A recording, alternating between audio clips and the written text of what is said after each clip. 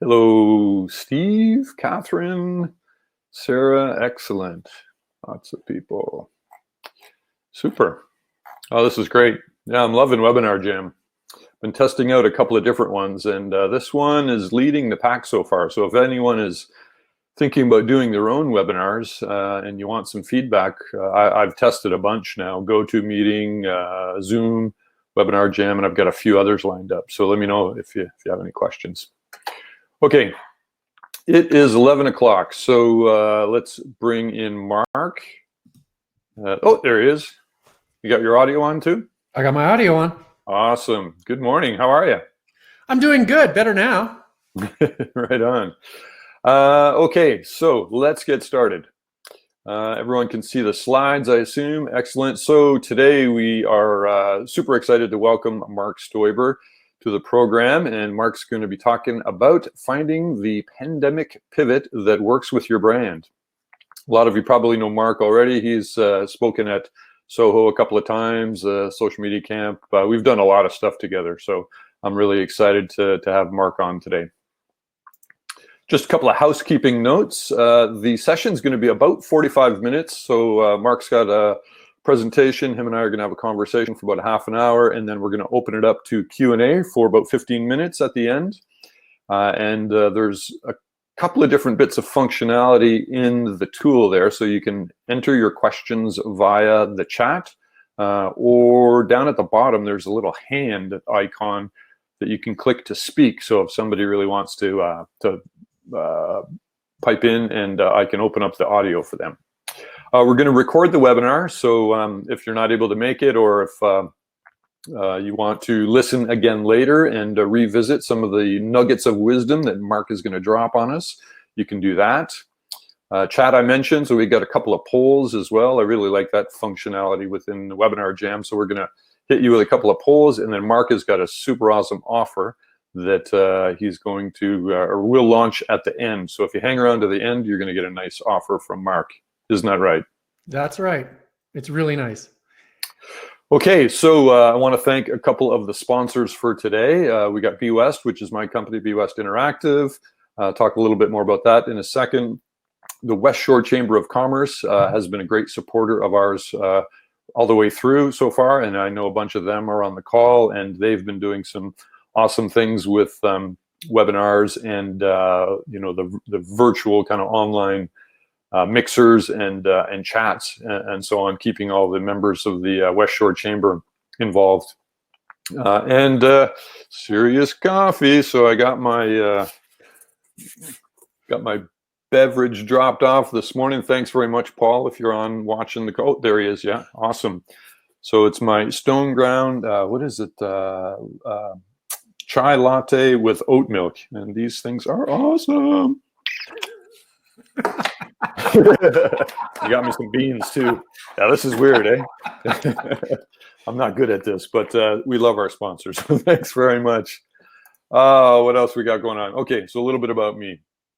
What do you got? Lysol wipes. Excellent. A little bit about me. Most of you know me, I guess, but started Be West in 2009, so almost 11 years ago, coming up on our anniversary. Of course, I co-founded Social Media Camp back in 2010, and then SOHO in 2016, about 4 years ago. And a little bit more about SOHO. We were going to have the in-person event October 21st, but I have a feeling that a lot of in-person events, even for the rest of this year, either aren't going to happen at all or are going to be really limited. So we've decided to change that up to a virtual online summit, and I'm just trying to confirm the dates, but it looks like it's going to be either the end of May or early June. So watch for that announcement about that coming up soon. A couple of clients that we work with are about Be West. As I said, founded 2009. We're a lean, mean team of 4, so we get a lot done with just 4 kind of powerhouses. We were recognized by Douglas Magazine a few years ago as one of the 10 to watch, and those are some of the local clients that we work with. And some that we're kind of helping pivot. And of course, everyone's having challenges in these times. And so we're going to talk about one of those, but it's going to be mostly about Marc and his clients and what he's doing today. So Marc's a brand strategist and a keynote speaker. Like I said, he's spoken at a couple of social media camps, a couple of SOHOs, and a million other places as well. He is his background goes way back for 20 plus years. He's been a traditional marketer and advertiser, back in the days of the big ad agencies. He's worked around the world. I know he was in Hong Kong for a while. He's worked with the likes of Procter and Gamble, Budweiser, Unilever, all the big guys. If you're familiar with the bald-headed Mr. Clean guy, that you can thank Marc for that. That was back in the, I don't know, is that a 90s kind of thing? Back before World War II, when we were young. Yeah. So that's I've heard you tell that story. That's a great story. So more about Marc in a second. Of course, there he is speaking at I think that was at, I don't know if that was SOHO a couple of years ago. All righty. So with that, I'm going to turn it over to you, Marc, to walk through a couple of slides, and then we'll have a bit of a Q&A afterwards. Well, thanks very much for the generous introduction. I appreciate that. And yeah, if anybody needs sanitary wipes that are disinfected, I can't help but mention my sponsor, Lysol Sanitary Wipes. I'm just kidding. Thank you again for having me, and thanks very much for being into this topic. This is something I'm super passionate about. I love working with brands, and what I especially love is watching what happens when things get weird. And this has given us a unique opportunity, this terrible pandemic and the economic meltdown, to watch how brands really come to the table. And we've seen this before with outbreaks, health outbreaks, or economic meltdowns, the Great Recession. Some brands nail it, and some brands absolutely go into the ditch. And I think there's some pretty consistent but highly valuable things that we can talk about today that folks can pull away and go, wait a minute, I shouldn't be doing this, but I should be doing that. And that's what I want to talk about. So the first thing is, I think there's two places to go here. What should brands do and what should brands say? And the first one I want to talk about is, what should brands say in times of weirdness like this? And I know that the airwaves have been flooded with messages from brands out there. And, Chris, you and I had a conversation before. The majority of these messages are absolute crap. Now, hands up or drop something into the chat. How many people are absolutely sick and tired of brands saying, we really care a lot and you're really important to us? Anyone? Has anyone seen enough of those? No, everybody seems to love them. So nobody seems to have had enough of those. Well, at least I have had enough of those. I can't tell you how many times. Yeah, so tired of it. Thank you, Kelly. Thank you. Sarah. Yeah. Oh, now they're coming. It's a flood. If I see one more CEO from Aeroplan saying, I'm writing you from the country club and I'm so terribly concerned about what's going on. Oh, I hate it. So I believe that this is a unique opportunity to say something right. And what I want to do is impress on everyone that if you're going to go out there, before you hit send or before you decide to run a TV commercial or put a video out there, think about your brand. Pull back with a pen and paper or a moleskin notebook and spend a little bit of time thinking about what your brand actually stands for. Now, one of the most awful, banal messages that we've seen out there in advertising on every TV channel, on every YouTube video, is this terrible message about staying inside. Don't go outside, brought to you by Wonder Bread or somebody. Terrible. However, if the right brand brings out that message, it can be absolutely magical. And how does it become magical? By tying that message into something that the brand innately stands for. Hands up, folks, or give me a nod on chat if you've seen this amazing Uber commercial. It was a spot that starts off in the most eye-rolling, terrible way, which is all the warm and fuzzy shots of people staying inside coloring, people staying inside smooching, people staying inside exercising, blah, blah, blah, blah, blah, blah, blah, blah, blah. And then you go, oh, it's going to be another one of these. And then what happens, the tagline comes up at the end, and the commercial is actually for Uber, and the message is, thanks for not riding with Uber so that we can carry around the people who are doing the essential services. And I'm just like, bam, that was awesome. It was this fantastic twist on the most boring message. But what's so awesome about it is that it ties into what Uber stands for. And I'm not going to get into Uber and the way they treat their staff, whether that's good or bad, because I know there's been a lot of debate about that. And, people pulling away from Uber and not being able to drive. However, I believe that a brand that stands for getting people from place A to place B, to put out a message that says, don't go from place A to place B, it gives me a head fake, and it makes me look at Uber and smile and think, these folks have been thinking about this stuff. Now, I want to give you another example. And the reason I don't have it as a slide is because I just saw it this morning in Strategy Magazine. And take a look at your chat right now. I put a link in there to chat, to Strategy Magazine. Kraft, the folks who bring you peanut butter, Kraft peanut butter, the greatest peanut butter in the world, have just come out with a hashtag stick together, which is, again, eye-rollingly awful if you just think about the cliche of it. However, they connected it to an initiative where they said, we're going to take all of our advertising and donate it to local businesses, so that small local businesses can get their advertising message out and survive. And then they put the hashtag stick together, and you go, stick together peanut butter, stick together with local business.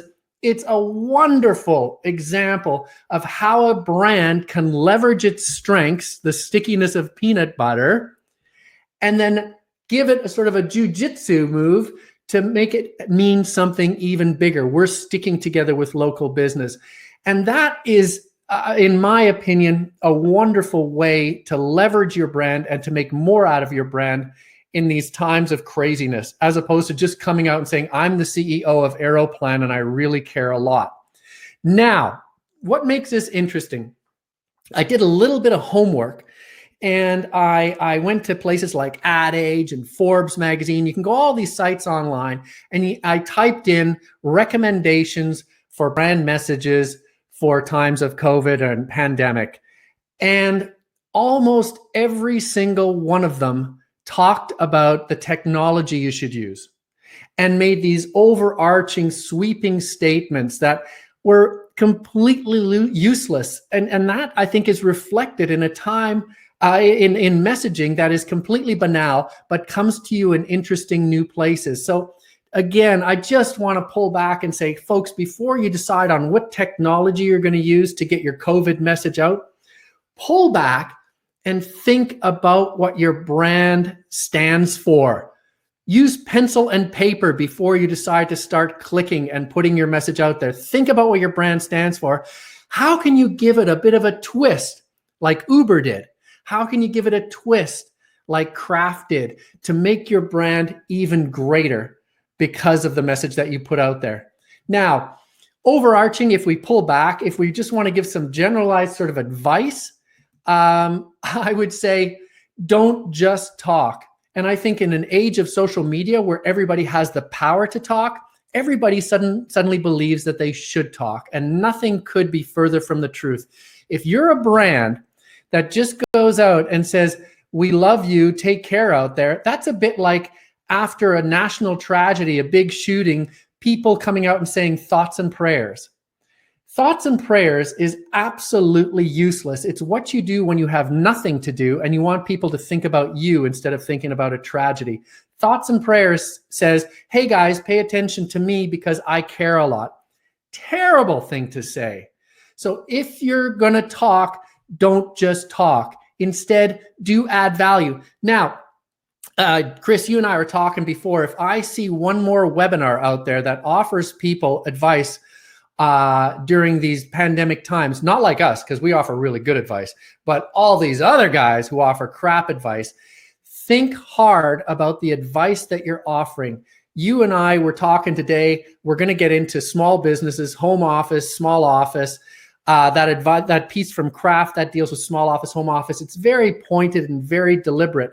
But there's a lot of people that are trying to add value just by throwing stuff out there that they just found when they went through a couple of listicles. I've seen so many webinars that just offer the most banal advice.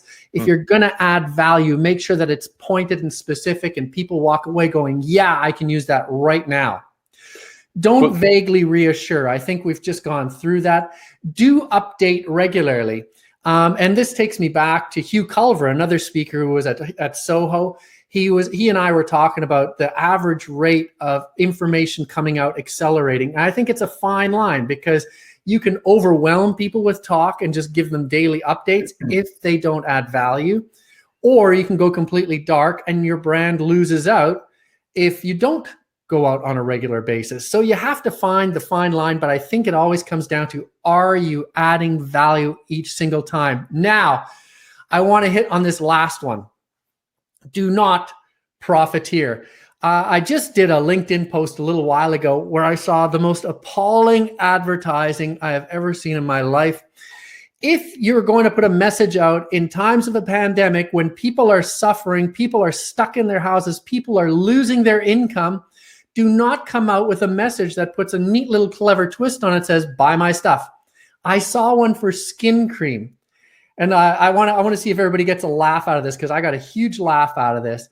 And the ad showed a wrinkly inside elbow, old folks' skin. And it said, if you're socially isolating and staying inside, maybe it's time to take care of your wrinkly skin. And I was like, you gotta be kidding. Oh, what's the hotels.com spot? What is that? Heather, I'm not going to be able to check it out right now, but I'll check it out as soon as the webinar is done, because otherwise I'll just be reading and nobody will have anything to listen to.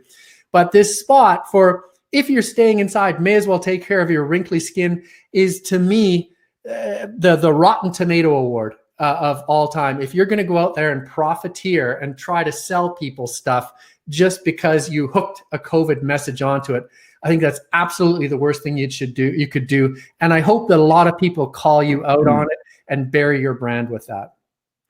So that is the brand communication part.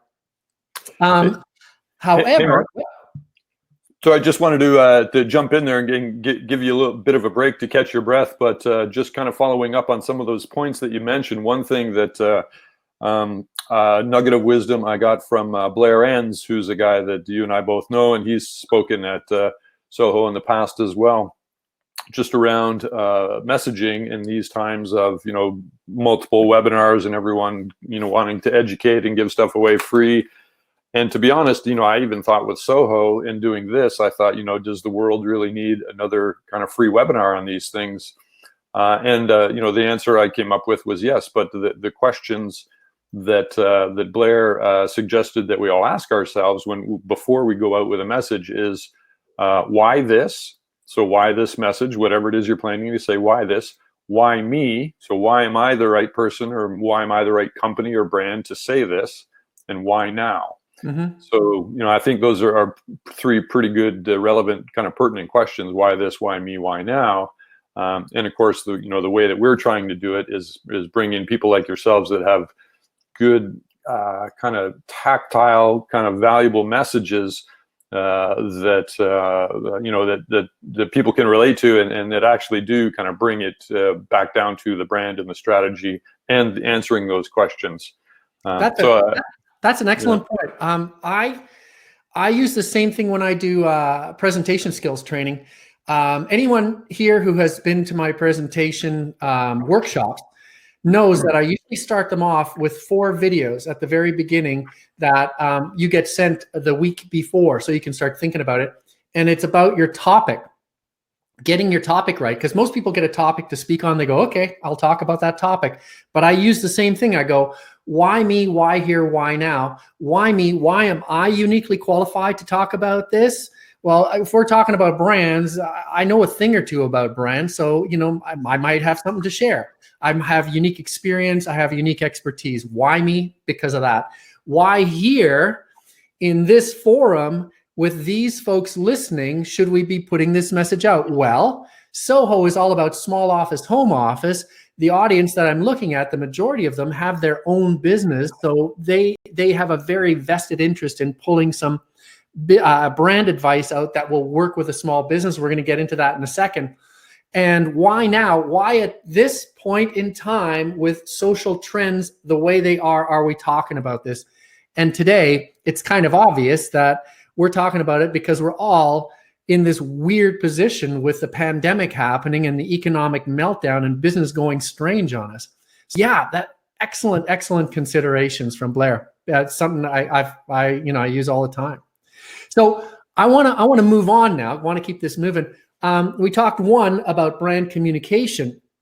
However, where I get really stoked is when it comes to brands, not just communicating, but doing stuff. And doing stuff a bit differently. And I think when you do stuff, you have to look deep into what does your brand actually stand for so that you can avoid random acts of marketing. One of my favorite new phrases, avoid random acts of marketing.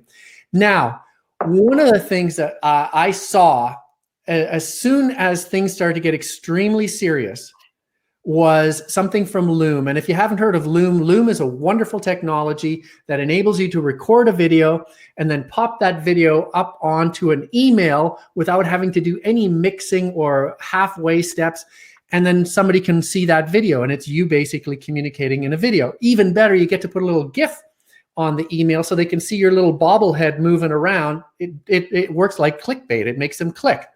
So I saw a wonderful piece come out from Loom because I am a member. So I opened up the email and what they said, this was at the very opening of the weirdness of the pandemic when everybody was coming out saying, we really care, thoughts and prayers, you're in our hearts, we love you so much.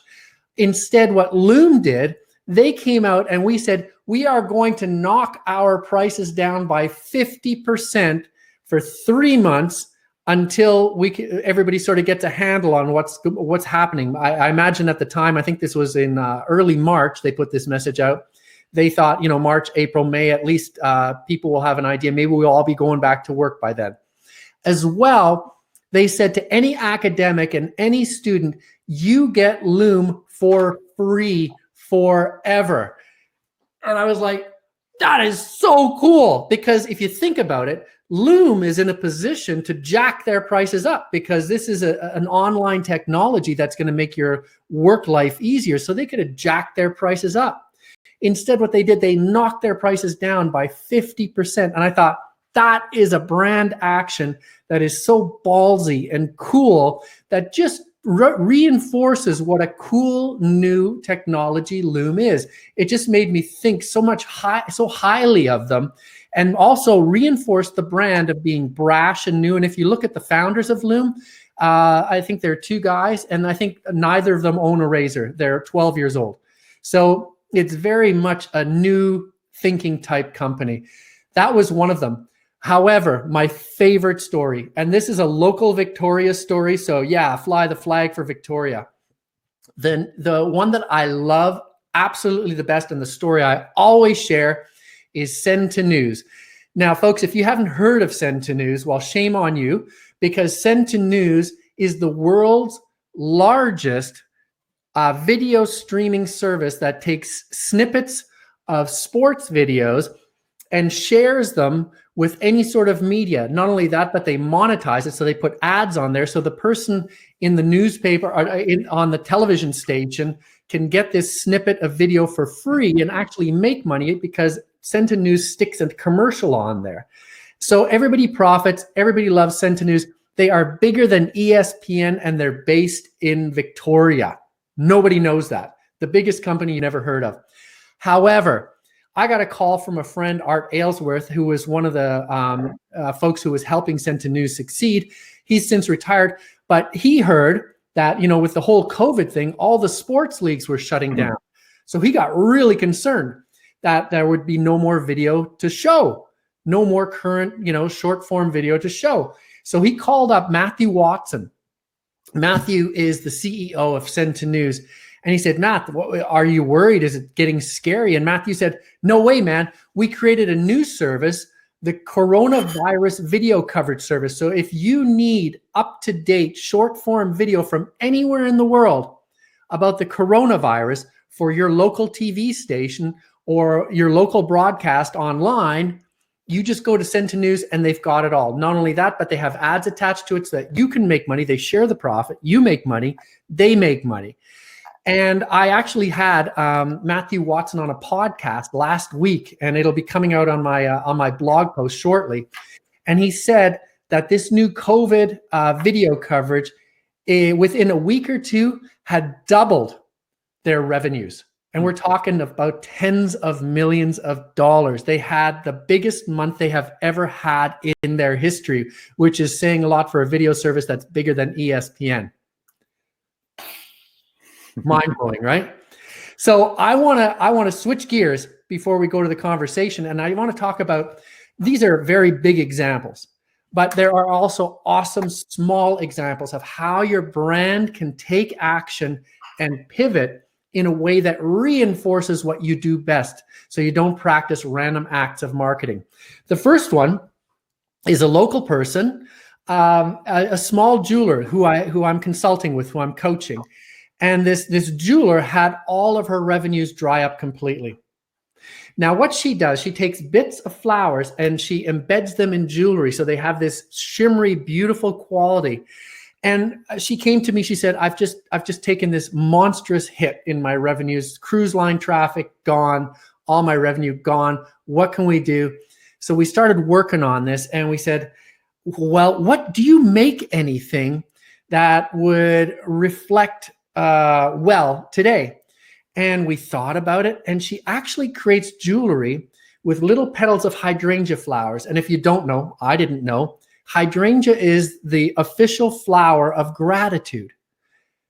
And when we came to that, we just went, hold on, wait a minute. So is there any way, not just to sell this jewelry that has hydrangea in it, because that would be back to profiteering, but is there any way to leverage this to show people that we care? So what we did, we said we want to reach out to people who have had someone be really kind to them and say, we're going to give you some of this jewelry to give to the person who was really nice to you in exchange for a little testimonial on what did they think. So we're doing that right now. And already she started to see traffic come back.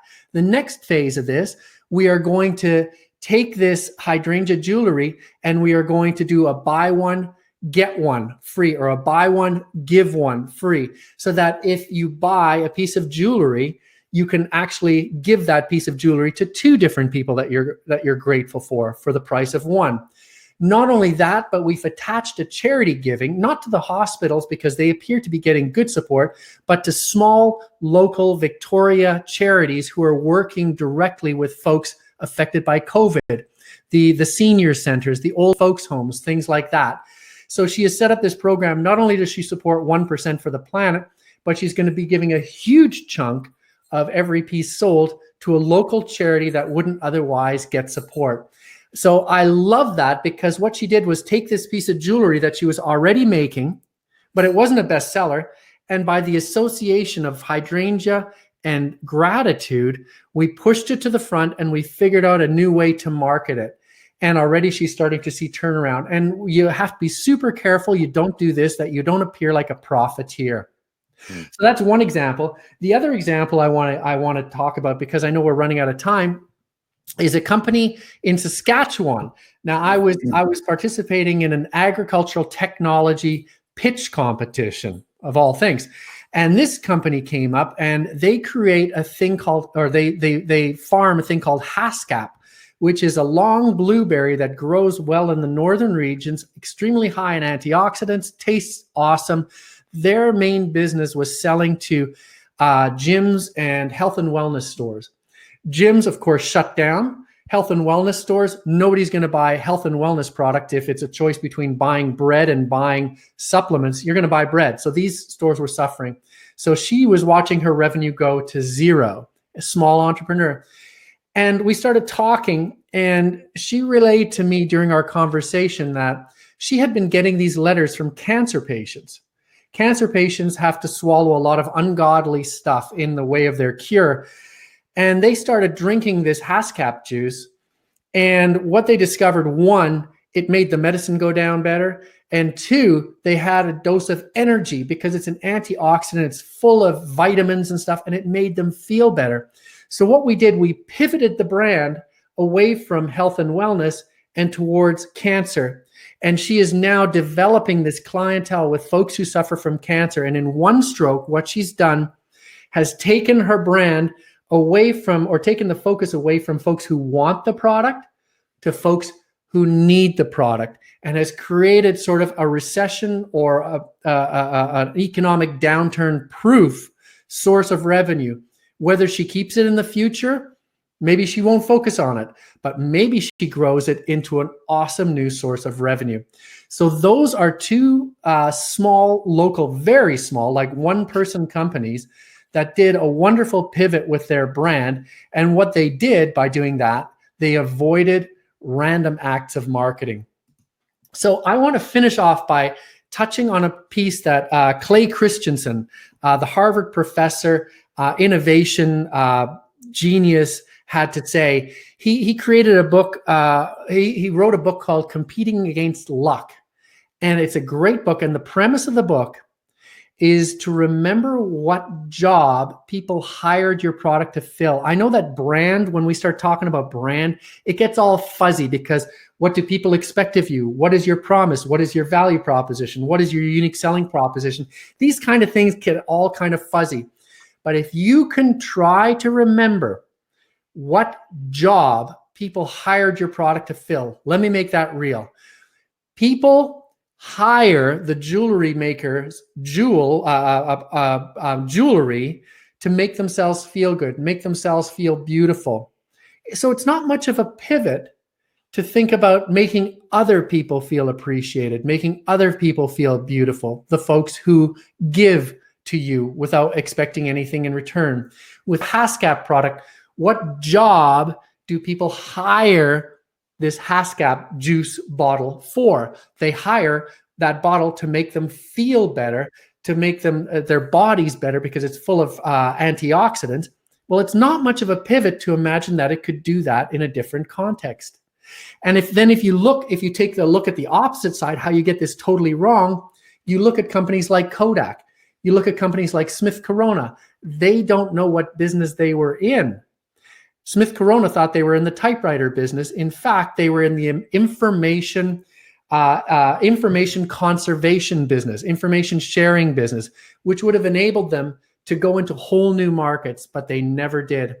Think about what job people are hiring your product to do, and you'll probably understand what your brand stands for. And from there, it's fairly easy to figure out how you could make your brand pivot in a way that makes sense in these crazy, uncertain times.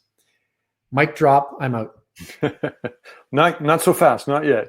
Well, I love those examples that you gave, and especially the two kind of practical ones that you're working on now. And each of those kind of leads into one of the questions here, and it also relates to what we were talking about kind of before we got on the call, is that one of the, I mean, there's different ways that you can pivot, but one of the ways, and especially with the Haskap example that you gave, is that looking to serve a new audience. And so they found a new audience, and so they didn't have to change the product. It was just who they're marketing it to, and maybe even how they're delivering it. So that relates to one of the questions that came up, and there's a bunch here, so keep them coming in the chat. And I don't want to put you on the spot, but I've been kind of thinking about it a little bit myself. But somebody asked, how about pivots for things like an optical store? So glasses, retail, where you have to go in and you have to get an eye exam and all that stuff. Another similar example, home decor. So again, I guess furniture and whatnot, like your local, what's the one down on Front Street there. Again, you have to go in. It's retail. I don't know if they're allowed to be open because you have like Chintz, because you got the virtual, or sorry, you got the social distancing. Okay, stop right there. And then the other one. Stop right there. Let's deal with Chintz, because this is real. My sister-in-law and my brother-in-law, he's a builder, and she's staging homes for him right now. There are no stores that are open where she can buy furniture to stage a home. And I know that real estate is suffering right now. So let's take a hop and a skip and say, it's important to keep the real estate market going, because without new real estate happening, a whole bunch of other bad things happen. People don't get to buy houses, therefore they don't get to build houses, therefore a whole bunch of people suffer. However, think about it from the tail end. You go, all right, what we want to do is take this opportunity to sell more houses, because generally it's a bigger purchase, a longer term purchase, perhaps not as influenced by pandemic. Or if, for example, one of my brother-in-law's houses is about $1 million, $1.5 million house, the people who are going to be hardest hit by the pandemic are the people who are doing hand-to-mouth type jobs, but also people who are heavily invested in the stock market. So the ones hand-to-mouth, don't want to talk about them right in this context, but the ones who are stock market investors and watched 80% of the value of their stocks just disappear, what are they going to do? They're going to sell their house. They're going to try to sell their $4 million house, and they have to go live somewhere. So there might be leverage in selling $1 million houses. However, they want this $1 million house to look nice, because often people don't have the imagination to see what it could look like. Then you go back and you go, how do we dress our houses properly? All right. I know for a fact that it is impossible to find furniture to stage a home right now. So maybe taking the focus off selling furniture to individual customers and put it on staging houses with this furniture, and then selling the furniture with the house. There might be a whole new market right there. I know they're not thinking about it, because I know my brother and sister-in-law can't find furniture. They can't. So there you go. That one was for free. Driving schools. I had a great suggestion here from NASCAR. So we're not going to answer that. Optical stores. I would love to throw it open, because I have not got a clue what an optical store would do. But I know that with the power of a whole bunch of brains, we could probably come up with a pretty good solution for an optical store too. It's just a matter of bouncing a whole bunch of ideas off the wall. Does anybody have any ideas?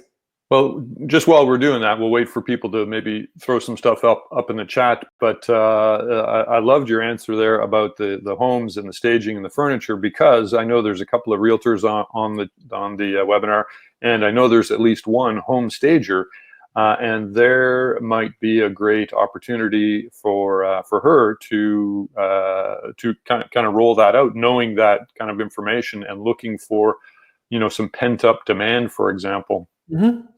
Where somebody can't go to a Chintz or these other stores that sell home decor, but some of these home stagers, they actually have this stuff in storage and they already have it, so they don't have to go buy it, they just bring it in. Yeah, so there you go, you've got it. To me, where I think that this works, the sweet spot where this works is if you can pivot away from an audience that wants your stuff, but you're sort of a luxury, a nice to have, who blow all their money on medication. I know it's financially crippling. However, there are opportunities and new ideas, that can be had. Oh, I want to point out, we talked about this before.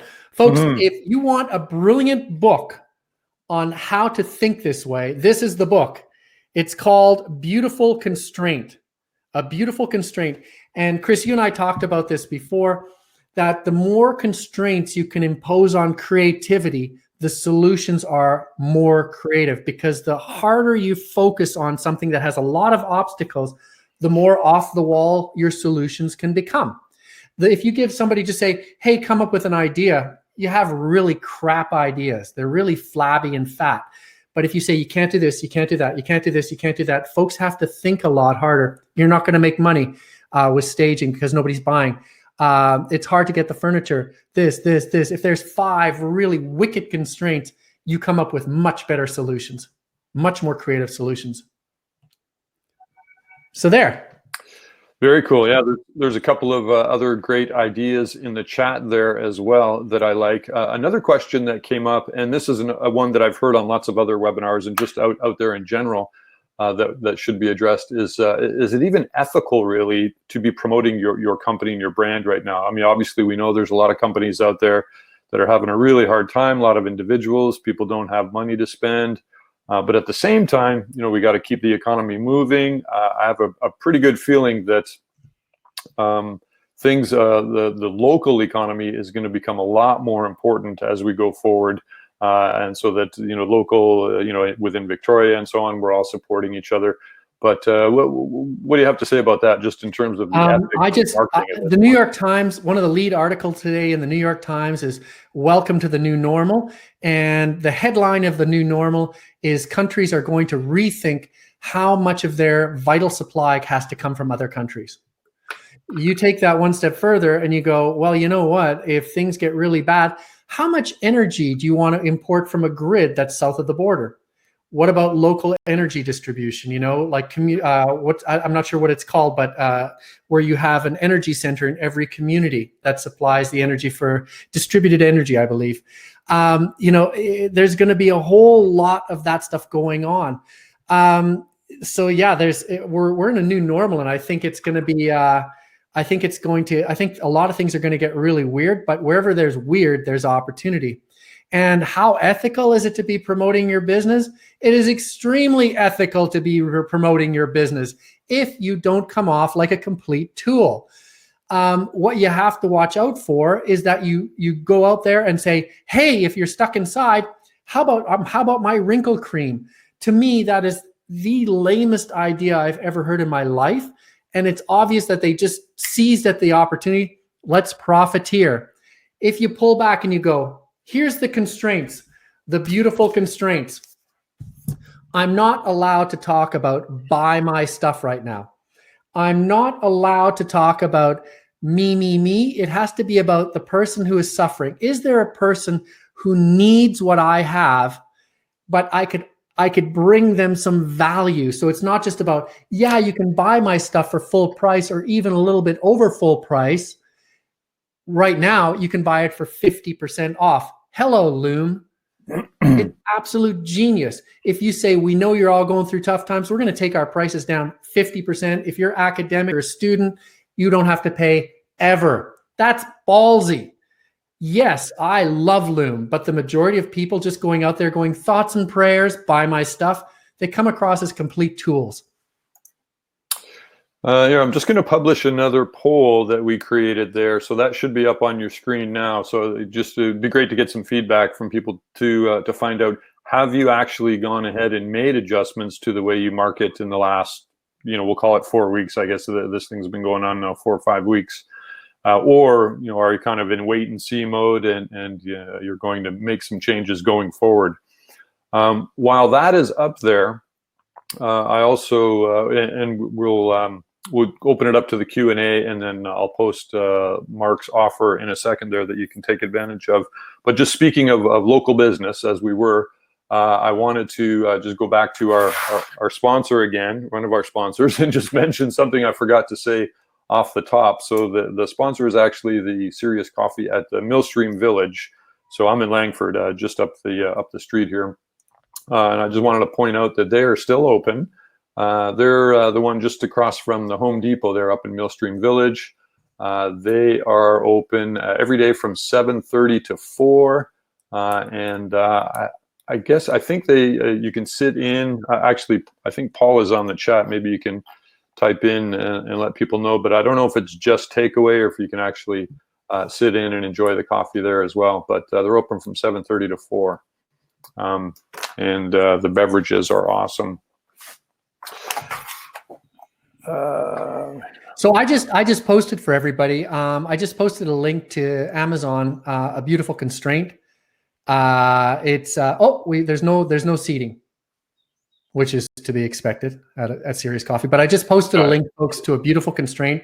If you want a wonderful read, because I know we all have a little more time to read now, take a look at that book. It's well worth it.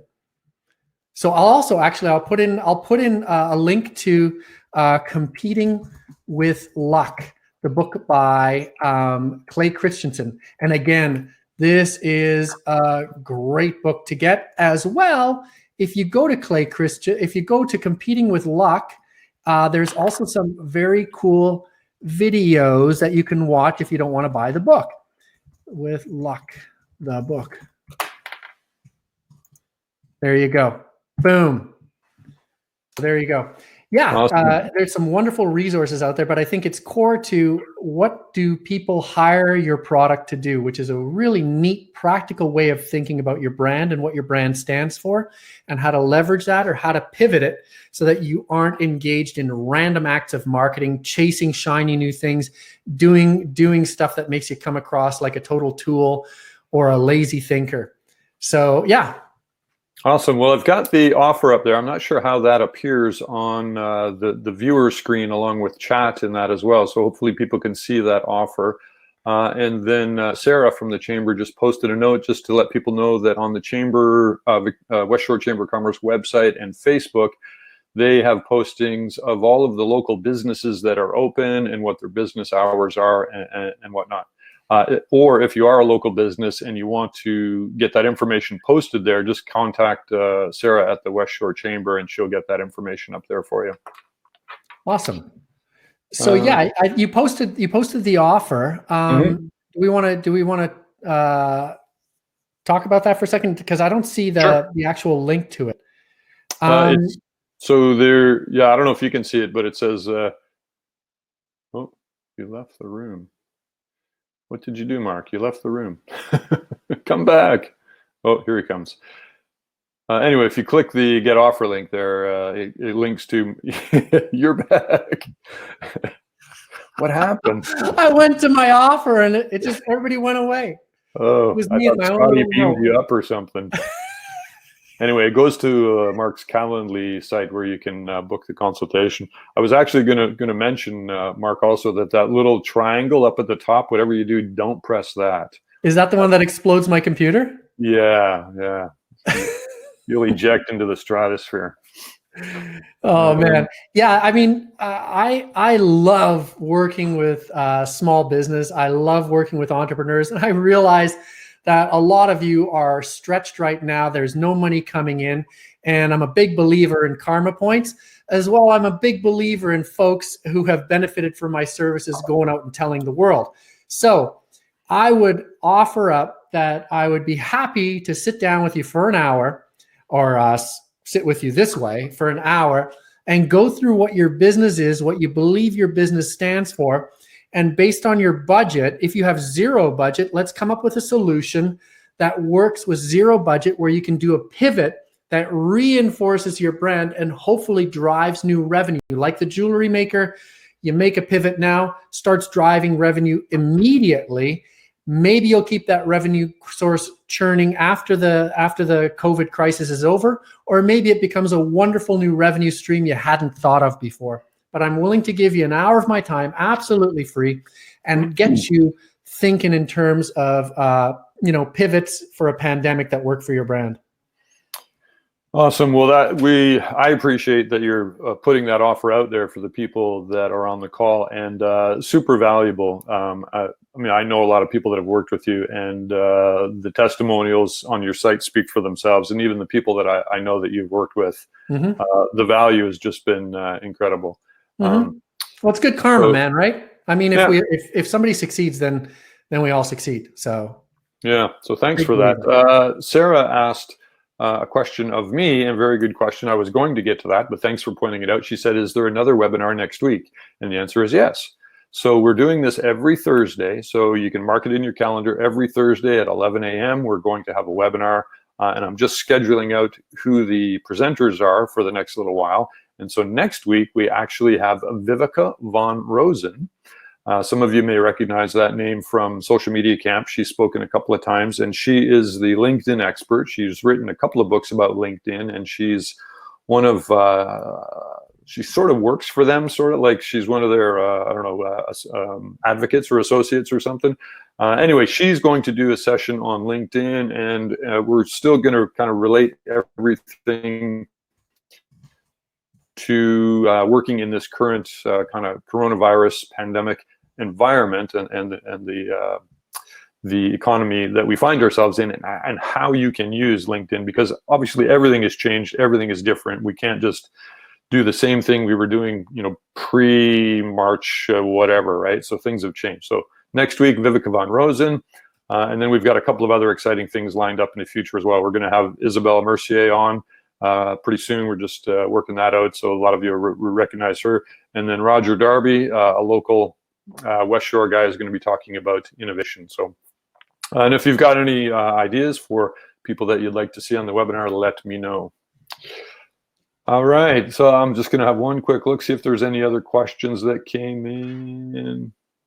Yeah, I put up the Calendly link because when I went away for a minute there, it's because I clicked on the offer. It booted me out of the webinar. Oh, so and yeah, I see some other people that happened to. So. Okay.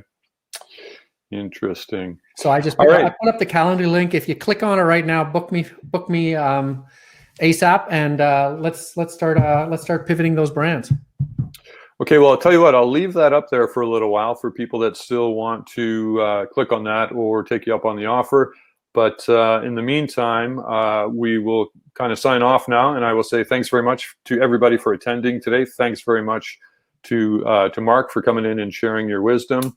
And I hope everybody has a wonderful day, and we'll see you next week, if not out there in the virtual space. And hopefully one day we'll get to go outside and we can meet in person again. No, hey, you know what? Thank you too for making this happen. You're doing the Lord's work here, man. This is we need stuff like this. This is awesome. Thank you very much. All right. Take care, everybody. Over and out. So I'm going to turn off the video, but I'll leave the chat open so you guys can still click on the link. Okay. See you, Marc. See ya.